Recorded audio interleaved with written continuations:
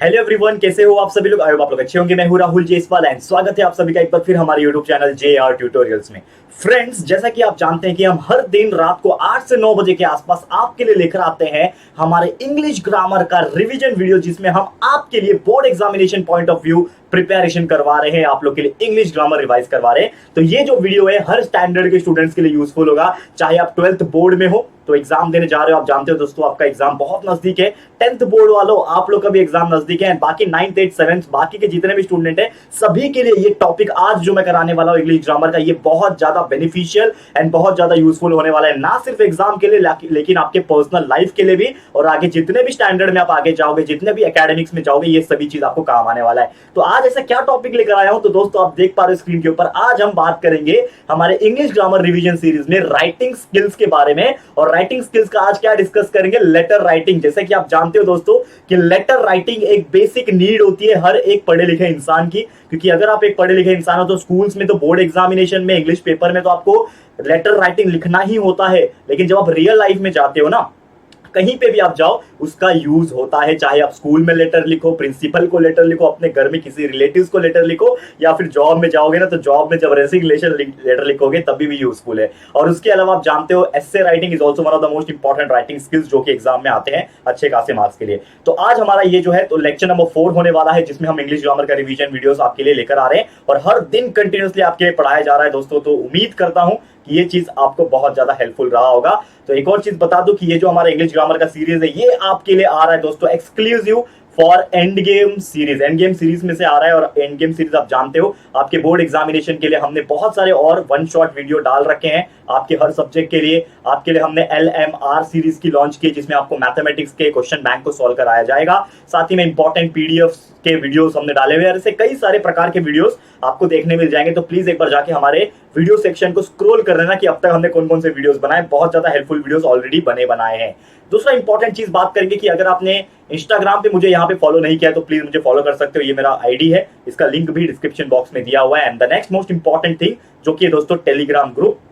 तो अगर आपने हमारे टेलीग्राम ग्रुप को ज्वाइन नहीं किया है तो फटाफट से टेलीग्राम ग्रुप को भी ज्वाइन कर लेना, क्योंकि यहाँ पे आपके लिए इंपॉर्टेंट PDFs अवेलेबल है, कुछ इंपॉर्टेंट टास्क अवेलेबल है एंड बहुत सारे नोट्स अवेलेबल है। तो please join our Telegram channel, link is also given in the description box. एक चीज बता दें, इंग्लिश ग्रामर आपके 80 मार्क्स के लिए आता है और अच्छे से पढ़ाई आप लोग करते रहो। बाकी हर सब्जेक्ट कंप्लीट है हमारा, तो अच्छे से आपको वीडियोस में देखने मिल जाएंगे। तो जो भी चाहिए आपको, जो भी टॉपिक पढ़ना है, जो भी सब्जेक्ट पढ़ना है, जो भी लेक्चर पढ़ना है, आप सर्च कर सकते हो यूट्यूब पे डायरेक्ट, और उसके आगे JR ट्यूटोरियल्स लिख दोगे तो आपको वीडियोस देखने मिल जाएंगे। ठीक है, तो बहुत सारे वीडियोस ऑलरेडी प्रेजेंट है। तो चलो बिना किसी देरी के ये वीडियो की शुरुआत करेंगे। जो हमें आज के दिन पढ़ना है, सबसे इंपॉर्टेंट पहला चीज, हाउ टू राइट लेटर। आप सभी के मन में ये सवाल जरूर से होगा, अगर आप एक बोर्ड एग्जाम के कैंडिडेट हो या फिर एक 7th 8th 9th 10th के स्टूडेंट्स क्यों ना हो, तो आपको ये कंफ्यूजन हमेशा होता है कि सर क्या सही पैटर्न होता है लेटर लिखने का। तो सबसे पहले ये जानना जरूरी है दोस्तों कि लेटर में 2 टाइप होते हैं, और वो कौन कौन से टाइप होते हैं ये आपको समझना पड़ेगा। तो लेटर के 2 टाइप होते हैं दोस्तों। एक होता है फॉर्मल लेटर, ठीक है, एक होता है आपका फॉर्मल लेटर एंड दूसरा होता है informal letter. There are 2 main types of letters जो एग्जामिनेशन में पूछा जाता है। तो कौन कौन से, एक फॉर्मल लेटर है, दूसरा इनफॉर्मल लेटर है। तो इसको हम लोग थोड़ा बारीकी से समझेंगे। तो सबसे पहले हम समझते हैं कि फॉर्मल लेटर वाकई में होता क्या है। तो फॉर्मल लेटर की बात करें, इसको लिखा जाता है वेरी ऑर्डरली मैनर में, यानी कि एकदम प्रॉपर तरीके से, एकदम ऑर्डरली मैनर में उसको लिखा जाता है। दूसरा कन्वेंशनल लैंग्वेज, यानी कि इसमें जो लैंग्वेज होता है ना, वो टूटा फूटा लैंग्वेज नहीं चाहिए, इसमें प्रॉपर लैंग्वेजेस आपको आना चाहिए। अब ऐसा कौन सा लेटर होता है भाई जिसमें ऑफिशियल लैंग्वेज आना चाहिए, तो आपको बता दूं कि ये ऐसे लेटर होते हैं जो ऑफिशियल पर्पस के लिए आप लिखते हो। जैसे किसी काम के लिए लिख रहे हो, एग्जांपल यहाँ पे हमने लाया हुआ है आपके लिए कि अगर आप स्कूल को लेटर लिख रहे हो तो कोई भी आप टूटा फूटा तो इंग्लिश लिखोगे नहीं, या फिर टूटा फूटा कुछ भी सेंटेंसेस ज्वाइन नहीं करोगे। आपको प्रॉपर तरीके से स्कूल में अगर लेटर लिखना है, प्रिंसिपल को लेटर लिखना है, अपने बॉस को आप अगर लेटर लिख रहे हो, जॉब करने वाले व्यक्ति हो, रिजाइन देना चाहते हो, रेजिग्नेशन लेटर टाइप कर रहे हो, म्युनिसिपैलिटी को लेटर लिख रहे हो, तो इस प्रकार से जो लेटर्स लिखा जाता है ना दोस्तों, इसको कहा जाता है फॉर्मल्स लेटर। समझ में आ गया क्या कहते हैं इसे? फॉर्मल्स लेटर बोलते हैं। और वही जो हमारा दूसरा टाइप का जो लेटर्स होता है, जिसको हम लोग इनफॉर्मल लेटर्स बोलते हैं, तो उसमें अगर मैं बात करूं कि ये जो इनफॉर्मल लेटर होता है, इसका कोई स्पेसिफिक फॉर्मेट होता ही नहीं है, यानी कि आप इसको बिंदास लिखो, ठीक है ना, इसका कोई भी स्पेसिफिक फॉर्मेट नहीं होता है। लैंग्वेजेस की अगर बात करें, कंफर्टेबल लैंग्वेज होता है, यानी कि जो आपको आता है, यार टूटा फूटा इंग्लिश क्यों ना आता है, सेंटेंसेस फॉर्म करने जैसे भी आता है आपको लिख देना है, कोई परेशानी आपको नहीं होगी, यानी कि कंफर्टेबल लैंग्वेज होता है। उसके बाद नॉन ऑफिशियल पर्पज, यानी कि ये जो लेटर्स होते हैं इनफॉर्मल लेटर, ये कोई ऑफिशियल पर्पज के लिए नहीं लिखते हम लोग, ये इनफॉर्मल तरीके से नॉन ऑफिशियल पर्पज के लिए लिखते हैं। जैसे कि अगर आपको किसी दोस्त को इनवाइट करना है, फ्रेंड्स को लेटर लिखना है, हालचाल पूछना, जो भी है, रिलेटिव्स को लिखना है, ठीक है ना, तो ऐसे लेटर्स लिखे जाते हैं इनफॉर्मल लेटर में।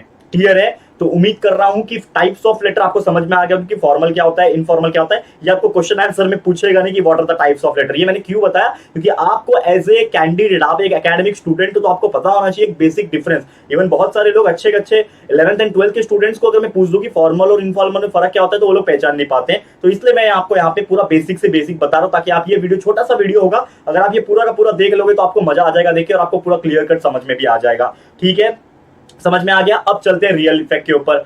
अब ये जो फॉर्मल लेटर और इनफॉर्मल लेटर है ना, इसका एक एक एग्जांपल हम लोग बारीकी से समझेंगे कि किस प्रकार समझेगा। लेकिन एग्जांपल के पहले आपको ये जानना जरूरी है कि उसका फॉर्मेट क्या होता है, सही फॉर्मेट क्या है एक फॉर्मल लेटर का और एक इनफॉर्मल लेटर का। तो यहाँ पे हम आपके लिए लेकर आ गए हैं, आप देख सकते हो, जो कि है फॉर्मल लेटर का फॉर्मेट, और यहाँ पे आप देखोगे इनफॉर्मल लेटर का फॉर्मेट। तो बारी बारी से हम लोग डिस्कस करते हैं। तो सबसे पहले यहाँ पे आप देखोगे तो फॉर्मल लेटर का जो फॉर्मेट होता है वो कैसा होता है। तो यहाँ पे आप देखोगे तो सबसे पहले आपको जो सेंडर होता है, यानी कि जो भेज रहा है, उसका लेटर, उसका जो नाम है दोस्तों आपको लिखना पड़ता है, यानी नेम ऑफ द सेंडर। यानी कि अगर मैं लेटर लिख रहा हूं, ठीक है, तो मैं क्या लिखूंगा, अपना नाम राहुल जायसवाल। ठीक है, ये पूरा मैं आपको एक एग्जांपल के थ्रू भी एक्सप्लेन करूंगा, इसके बाद हमारा एग्जांपल ही आने वाला, टेंशन मत लेना, लेकिन पहले समझ लो। तो सबसे पहले क्या होता है, नेम ऑफ द सेंडर, उसके बाद उसका एड्रेस लिखा जाता है, यानी मैं अगर लिख रहा हूं तो सेंडर का नेम, उसके बाद मेरा एड्रेस, फिर उसके बाद आ जाता है डेट, कौन सी तारीख को आप लेटर लिख रहे हो वो बहुत ज्यादा इंपॉर्टेंट है।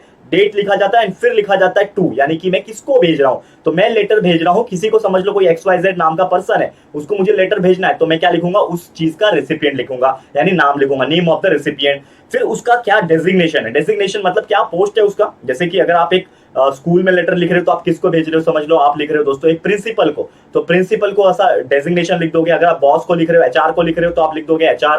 तो इस प्रकार से चीजें जो है वो की जाती है। ओके, तो यहाँ पे डेजिग्नेशन आपको समझ में आ गया, ठीक है ना। अब प्रिंसिपल जैसे HR वगैरह हो गए, ये आपको लिखना है तो समझ में आ गया। अब उसके बाद कौन सी कंपनी में आ जाता है, तो कंपनी नेम लिखना है, यानी कि आप कौन सी कंपनी में लिखना चाहते हो या फिर कौन से स्कूल में लिखना चाहते हो, तो उसका एड्रेस आ जाएगा, नाम आ जाएगा, उसके बाद उसका एड्रेस आ जाएगा। फिर सब्जेक्ट क्या है भाई, लेटर क्यों लिख रहे हो। जैसे अगर म्युनिसिपैलिटी में लिख रहे हो तो समझ लो वाटर सप्लाई का प्रॉब्लम अगर आपको हो रहा है, तो उस चीज के लिए लेटर लिख रहे हो तो वो वहां पे आ जाएगा। उसके बाद आपको नेक्स्ट लाइन में लिखना है सैल्यूटेशन। सैल्यूटेशन मतलब क्या होता है, जो डियर वगैरह लिखते हो ना, पहले के जमाने में रिस्पेक्टेड सर, रिस्पेक्टेड लिखते थे, लेकिन आजकल कॉमन हो गया है, तो आप डियर सर, डियर मैडम लिख सकते हो, कोई परेशानी आपको नहीं होगी। और उसके बाद आपका आ जाता है लेटर का बॉडी, यानी कि 2-3 पैराग्राफ आपको एटलीस्ट उसका लिखना है। सबसे पहले इंट्रोडक्शन होगा, उसके बाद जो मेन मुद्दा है वो, उसके बाद आप चीज लिख सकते हो, और उसके बाद आ जाएगा, जैसे आपने 2 से 3 पैराग्राफ सिस्टमैटिक तरीके से लिख लिया, उसके बाद आपको थैंक यू बोलना है, क्योंकि आप एक काम के लिए रिक्वेस्ट कर रहे हो, तो थैंक यू आप जरूर से बोलोगे। फिर आप नीचे लिख सकते हो वेटिंग फॉर योर रिस्पॉन्स, यानी कि हम आपके रिस्पॉन्स का वेट कर रहे हैं, ऐसा लिख सकते हो। लास्ट में योर सिंसियरली, योर फेथफुली, जो भी आपको लिखना है वो लिख सकते हो। उसके बाद नाम आ जाएगा आपका वापस से, एंड सिग्नेचर आ जाएगा।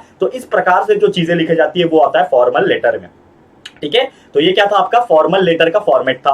अब वैसे ही इनफॉर्मल लेटर का क्या फॉर्मेट है, ये यहाँ पे हम डिस्कस करेंगे। तो जैसे मैंने बताया, ये इनफॉर्मल जो लेटर होता है बहुत ही साधारण लेटर होता है। यहाँ पे आपके फ्रेंड्स को, रिलेटिव्स को इस प्रकार लिखा जाता है। तो सबसे पहले आप जो भी हो उसका सेंडर का एड्रेस आ जाएगा, यहाँ पे समझ लो मैं हूं तो मेरा एड्रेस आ जाएगा, नाम नहीं आता। देखो यही फर्क है, इसमें क्या है, नाम है, सेंडर का नेम है, लेकिन यहाँ पे देखो नेम नहीं है, बस एड्रेस है। उसके बाद डेट आ जाएगा, जो भी डेट को लिख रहे हो, फिर डियर फ्रेंड, जो भी उसका नाम रहेगा, डियर राहुल, डियर ये जो भी है XYZ, वो आ जाएगा। बॉडी ऑफ द लेटर, यानी कि 2 से 3 पैराग्राफ, जो भी आपको पूछना है, जो भी आपको बताना है, वो पैराग्राफ में 2 से 3 पैराग्राफ आप लिख सकते हो। उसके बाद आप आ जाएगा योर्स लविंगली, क्योंकि अगर आप नॉर्मली फ्रेंड्स को लिखते हो या फिर रिलेटिव्स को लिखते हो तो योर्स लविंगली हम लोग लिखते हैं। And last but not the least, name of the sender, यानी कि जो भी सेंडर है आप, तो उसका नाम यहाँ पे लास्ट में आ जाता है। ठीक है, और साइन वगैरह यहाँ पे कुछ नहीं लगता, बिकॉज ये इनफॉर्मल लेटर है। समझ में आ गया। तो बेसिक फॉर्मेट मैंने बता दिया है कि फॉर्मल लेटर क्या होता है, एक इनफॉर्मल लेटर क्या होता है, इसके बीच बेसिक फॉर्मेट क्या होता है ये बता दिया। अब आपको सीधा सीधा एग्जाम्पल पे लेके चलता हूं मैं, और फॉर्मल लेटर का सबसे पहले हम लोग देखेंगे, फिर इनफॉर्मल लेटर का देखेंगे। ठीक, सो लेट्स सपोज गाइस, समझ लो ये हमारा एक एग्जांपल है फॉर्मल लेटर का। देखो क्वेश्चन क्या पूछा है यहाँ पे फॉर्मल लेटर में, write a letter to the education officer, यानी कि आपको क्या करना है, एक लेटर लिखना है एजुकेशन ऑफिसर को, जो कि कोल्हापुर में रहता है, appealing him to inculcate the importance of sports by providing basic sports facilities of school. यानी कि आप उसको एक लेटर लिख रहे हो एजुकेशन ऑफिसर को कोल्हापुर में जो है, ताकि आप उसको अपील कर पाओ कि जो स्पोर्ट्स होता है ना, इसका इंपॉर्टेंस आप अपने स्कूल में ला सको और स्कूल में ना स्पोर्ट्स की फैसिलिटीज प्रोवाइड करवा सको। इस प्रकार से आपको लेटर लिखना है। तो ऑब्वियसली जब आप एजुकेशन ऑफिसर को लेटर लिख रहे हो तो ये बोलने की जरूरत नहीं है कि ये क्या होगा, ये एक फॉर्मल लेटर होगा। ये आपको बोलने की जरूरत नहीं है और आपको लिख के नहीं आएगा कि ये फॉर्मल लेटर है। एग्जाम में आपको सिर्फ ये क्वेश्चन दिया रहेगा, राइट ए लेटर से लेके स्कूल तक दिया रहेगा, और आपको खुद पहचानना है कि ये लेटर फॉर्मल है कि इनफॉर्मल है। तो बहुत ईजी है पहचानना। यहाँ पे आप देख सकते हो एजुकेशन ऑफिसर को लिखना है, तो समझ लो ये क्या होगा, एक फॉर्मल लेटर होगा। तो चलिए हम देखते हैं इसको हम कैसे लिख सकते हैं। तो फॉर्मल लेटर की अगर मैं बात करूं, सबसे पहले जैसे मैंने आपको बताया, टॉप पे आप देख पा रहे हो यहाँ पे, तो सबसे पहले आपको क्या करना है, फॉर्मल लेटर के अंदर आपका नाम लिखना है, that is name of the sender. उसके बाद उसका एड्रेस आ जाएगा, ठीक है, आपने देख लिया एड्रेस आ गया। उसके बाद आप किसको लिख रहे हो, टू द एजुकेशन ऑफिसर, ठीक है ना, आप एजुकेशन ऑफिसर को लिख रहे हो, फिर उसका एड्रेस आ गया प्रॉपर तरीके से, डेट आ गया। तो थोड़ा बहुत आप फेरबदल कर सकते हो, कोई परेशानी नहीं है। डेट आपने ऊपर ने लिखा तो नीचे लिखा तो कोई परेशानी नहीं है, कोई प्रॉब्लम नहीं होगा। अब मेन चीज आ जाता है जो है आपका सब्जेक्ट। तो आप ये लेटर क्यों लिख रहे हो, ताकि provision of the basic sports facility school, आप पूछ रहे हो ना, आप उसको रिक्वेस्ट कर रहे हो कि प्लीज मेरे स्कूल्स में क्या करो, ये जो स्पोर्ट्स का बेसिक फैसिलिटीज है वो प्रोवाइड करो। आप एजुकेशन मिनिस्टर को, सॉरी एजुकेशन ऑफिसर को इस प्रकार लेटर लिख रहे हो, ठीक है ना, मिनिस्टर को नहीं लिख रहे हो, ऑफिसर को लिख रहे हो, ठीक है। तो यहाँ पे आप बोलोगे डियर सर, तो यहाँ पे सर लिखा हुआ है, sir I just read the newspaper report Hima Das wins 5 gold medal. तो आप बता रहे हो हिमा दास ने 5 गोल्ड मेडल 1 मंथ में जीता है, I was very highly impressed by this. आपने ऐसा ऐसा बताया, फिर आपने ये एक पैराग्राफ लिख दिया। मतलब आप एक जस्ट एक बेसिक इंट्रोडक्शन पहले बताओ, फिर आप बताओगे स्पोर्ट्स का इंपॉर्टेंट क्या है, कितना लाइफ में ज्यादा इंपॉर्टेंट है, ठीक है ना, स्पोर्ट्समैनशिप के लिए, ह्यूमिलिटी के लिए, एंड इससे हमारा स्ट्रेस भी कम होता है। जैसे कि आप जानते हो स्पोर्ट्स खेलने से हमें जो बेसिक जो स्ट्रेस होता है, एंजाइटी होता है, वो दूर हो जाता है और हमें फिजिकली फिट भी बनाता है। आपने इस प्रकार लिखा। फिर today more than ever before we need our sports to make our life successful, क्योंकि अभी आज के डेट में सक्सेसफुल होने में स्पोर्ट्स का भी बहुत बड़ा हाथ है। तो आपने ये पैराग्राफ लिख दिया। उसके बाद एक और पैराग्राफ आप लिख सकते हो, जैसे मैंने आपको स्टार्टिंग में बताया 2 से 3 पैराग्राफ आप लिख सकते हो। तो यहाँ पे आप लिख सकते हो how to encourage the youth to take up sports seriously. मतलब आप अगर आओगे और हमारे स्कूल में फैसिलिटीज अगर प्रोवाइड करोगे तो इससे क्या होगा कि हमारे स्कूल में बेसिक स्पोर्ट्स फैसिलिटी आ सकेगा, लोग इसका इंपॉर्टेंस समझेंगे और एक को देख के दूसरे स्कूल्स भी इसको इंप्लीमेंट करेंगे, क्योंकि आज के दिन में हमारे पास ये फैसिलिटीज नहीं है, कोल्हापुर में तो है ही नहीं। इस प्रकार से आपने ऐसा बहुत सारी बातें इन्होंने की है। और ये लास्ट में एक लाइन बोला है, I hope you will take my suggestion seriously. क्या बोला है, आप सजेशन मेरा सीरियसली लोगे और इंप्लीमेंट करोगे, वो भी अर्जेंट बेसिस पे। और फिर लिख दिया थैंक यू, यानी कि आपने पहले से उनको थैंक यू बोल दिया, सो दैट वो जब आपका जो लेटर है वो रीड कर रहा होगा एजुकेशन ऑफिसर, तो उसको लगेगा कि यस यहाँ पे स्कूल में वाकई में नीड है। आपने इसको थैंक यू बोल दिया और लास्ट में योर्स फेथफुली आ जाएगा, रोहन, जो जिसने लिखा हुआ ये लेटर वो आ जाएगा, ठीक है। तो इस प्रकार आपका एक फॉर्मल लेटर का फॉर्मेट होता है। ये आप बहुत अच्छी तरीके से प्रैक्टिस कर लेना। समझ में आ गया कि किस प्रकार फॉर्मल लेटर होता है। अब यहाँ पे एक एग्जांपल आपको मैं कराता हूँ इनफॉर्मल लेटर का, समझ लो। One more example is there. Suppose कि एक हमें क्वेश्चन पूछा है इनफॉर्मल लेटर का। देखो इनफॉर्मल लेटर ऐसा आपको पूछा नहीं रहेगा, आपको क्वेश्चन ये दिया रहेगा, write a letter to your friend. तो यहाँ पे पहले ही बोल दिया कि फ्रेंड को लिखना है, तो समझ जाओगे क्या कि ये जो लेटर लिखना होगा ये एक इनफॉर्मल लेटर होगा। तो यहाँ पे आपको लिखना है write a letter to your friend Meenu मोहित।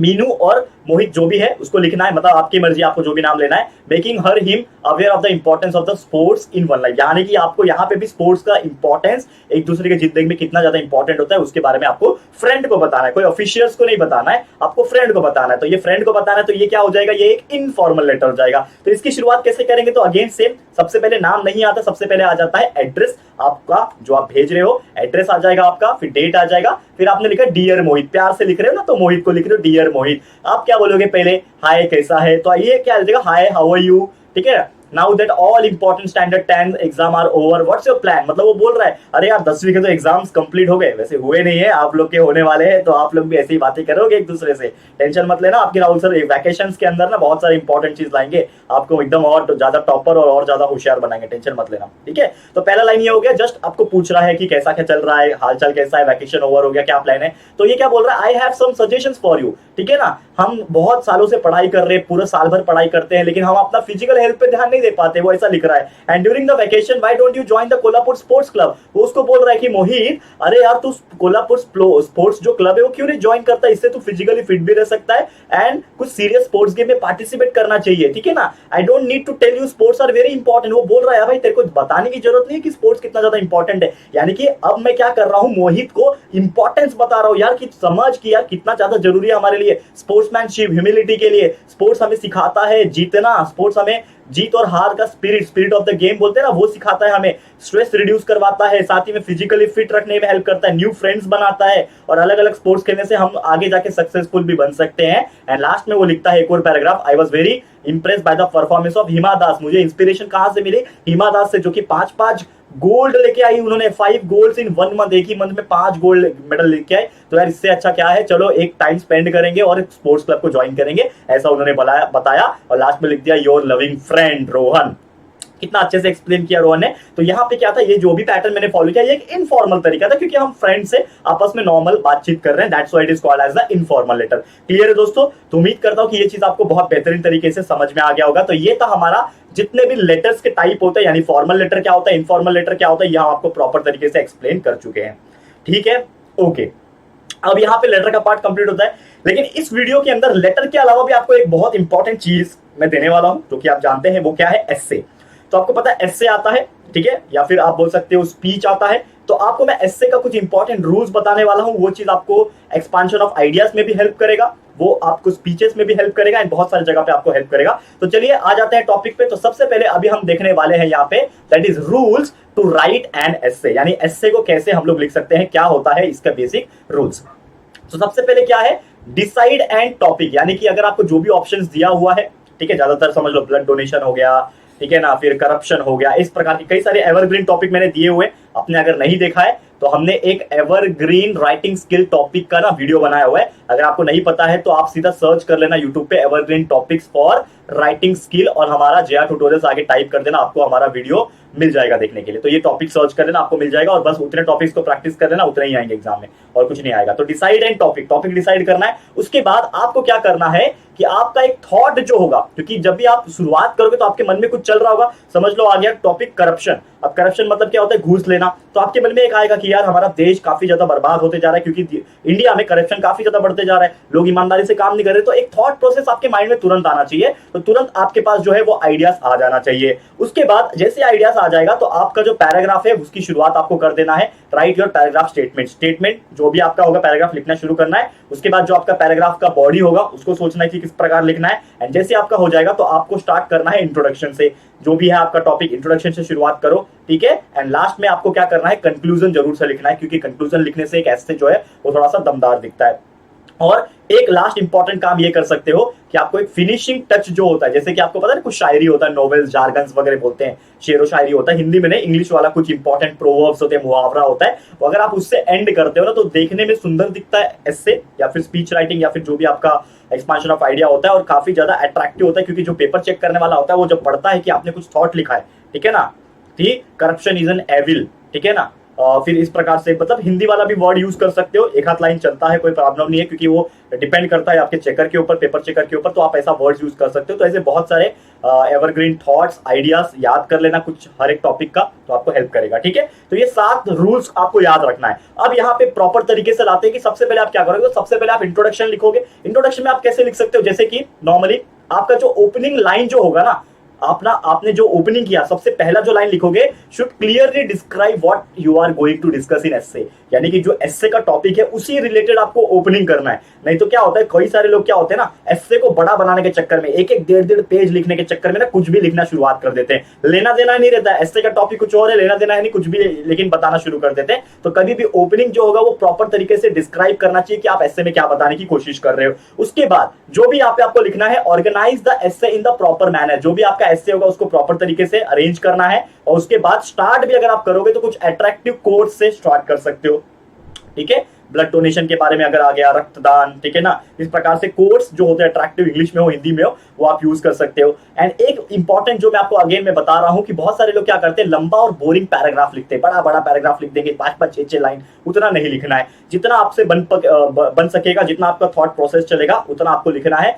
कोशिश करना कि थोड़ा अट्रैक्टिव लिख पाओ। अगर आप अट्रैक्टिव लिख पाओगे तो आपको पढ़ने में बोरिंग नहीं लगेगा, क्योंकि वही घिसा पिटा वर्ड यूज करोगे तो एग्जामिनर क्या आएगा, चेक करेगा, 5 में से 2 मार्क्स देके चले जाएगा। लेकिन अगर आप थोड़ा अट्रैक्टिव बना रहे तो वो 2 लाइन रीड जब करेगा तो उसको मजा आ रहा है रीड करने में, तो वो जब रीड करते जाएगा तो वो पूरा रीड करेगा, पूरा रीड कर लिया और अगर समझ लो उसको अच्छा लगे तो 5 में से वो 5 भी आपको देके जा सकता है। और यही वजह से, इसी वजह से बहुत सारे अच्छे स्टूडेंट जो है इंग्लिश जैसे सब्जेक्ट में अच्छे मार्क्स निकाल पाते हैं। ठीक है, उसके बाद जो भी पैराग्राफ लिख रहे हो उसको ऑर्डरली मैनर में 1 बाय 1 प्रॉपर तरीके से अरेंज कर लेना।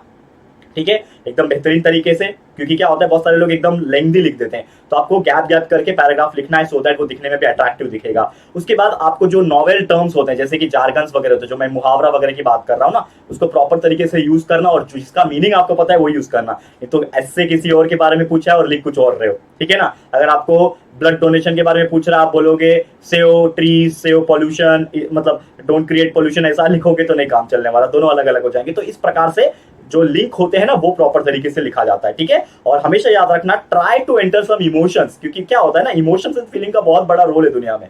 तो अगर आप ऐसे लिख रहे हो और वो ऐसे में कुछ फील अगर आप डाल रहे हो, कुछ इमोशंस डाल रहे हो, तो हो सकता है जब एग्जामिनर जो पेपर चेक करने वाला जब उसको रीड करेगा तो उसको काफी ज्यादा फील हो जाएगा और उसको काफी मजा आएगा। तो हो सकता है वो फीलिंग में आके, इमोशन में आके आपको अच्छे मार्क्स देके चले जाए। तो कुछ ऐसे होते हैं जो भले ही 1 पेज का आपने लिखा है लेकिन उसमें से 4-5 लाइन आपने इतना बेहतरीन सुंदर तरीके से लिखा होता है ना, वो उसी से इंप्रेस होकर आपको 5 में से 5 दे देगा। ये मेरा खुद का एक्सपीरियंस रहा है, ठीक है ना। उल्टा मैंने 5 में से 5 लेने के बाद 3 स्टार मार्क्स भी निकाले मैंने यूनिट टेस्ट वगैरह एग्जामिनेशन में। तो ये मेरा खुद का एक्सपीरियंस है, ये आपको मैं बता रहा हूं। And last but not the least, conclusion should be on point. बहुत सारे लोग कंक्लूजन नहीं लिख पाते हैं कि आपने ये एस्से के थ्रू क्या मैसेज देने की कोशिश की। अगर आप एक प्रॉपर तरीके से मैसेज दे पाओगे, बहुत सारे लोग मैसेज नहीं देते, तो आपको एक मैसेज पहुंचाना पड़ेगा कि आपने क्या बताया। जैसे ब्लड डोनेशन के बारे में टॉपिक है तो आप क्या बता रहे हो, रक्तदान करना चाहिए ना, it is very necessary to save someone's life, रक्तदान करा।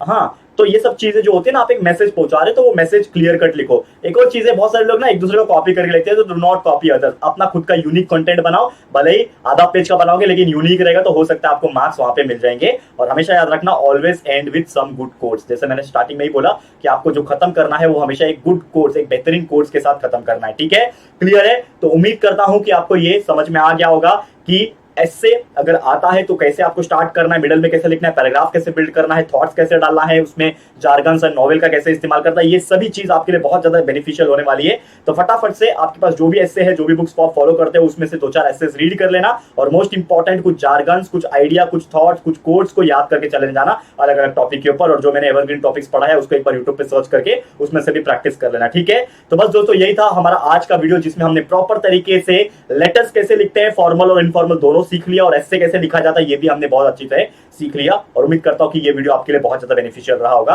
तो प्लीज हमें कमेंट करके बताइएगा कि आपको ये वीडियो हमारा आज का कैसा लगा है। अपनी राय और सजेशन हमें जरूर से दीजिएगा। और आपको अगर ये हमारा वीडियो पसंद आया, जो हम डेली आपके लिए मेहनत कर रहे हैं दोस्तों, अगर ये पसंद आ रहा है ना दोस्तों, तो प्लीज हमारे लिए इस वीडियो को दोस्तों लाइक कर देना दोस्तों, एंड जितना हो सके उतना शेयर करो या फैला दो आग की तरह, क्योंकि यार ये राइटिंग स्किल्स में जो लेटर और ये जो ऐसे है ना, ये बहुत ज्यादा इंपॉर्टेंट रोल प्ले करता है आपके अच्छे मार्क्स आने के लिए। तो please share this video to the maximum people. और फर्स्ट टाइम हमारे चैनल पे आए हो, अगर अभी तक चैनल को सब्सक्राइब नहीं किया ना, तो फटाफट से हमारे चैनल को सब्सक्राइब भी कर देना। ठीक है दोस्तों, and last but not the least, you can follow me on Instagram, ताकि आप मुझसे सोशल मीडिया पे भी कनेक्ट रह सको। ठीक है, तो जल्दी मिलेंगे हमारे न्यू वीडियो में, तब तक के लिए thank you and good bye.